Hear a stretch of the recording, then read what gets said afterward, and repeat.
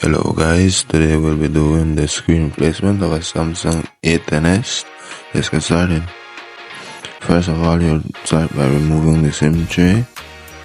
Remove the back. You can use a spatula in your hand like you see I'm doing. You remove the cable. From there you start to remove all the screws because you need to get to the FCP flex cable connector, which is connected to the motherboard. Remove the brackets that where the connector lies on there. After you disconnect the battery, you don't want any power running through the phone. You remove the battery. Not all phones require you to remove the battery. However, this phone you need to remove the battery to get to the FCP cable which runs under the battery to the motherboard, and there it is.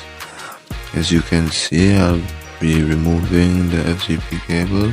That's for the screen. After that, I'll apply heat and remove the screen like you see I'm doing. From there, we'll be cleaning the frame of the phone using isopropyl alcohol and a cotton swab like you see I'm doing.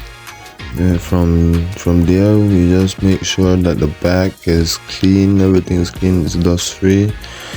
We take out the next screen, we function test it, make sure it's functioning right, and from there we proceed on to installing the screen. You make sure that every little part that is attached to the old screen is removed to be installed with a new screen, because the screen doesn't come with those little attachments.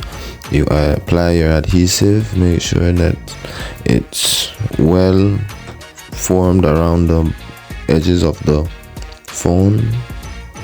From there you proceed with installing the screen.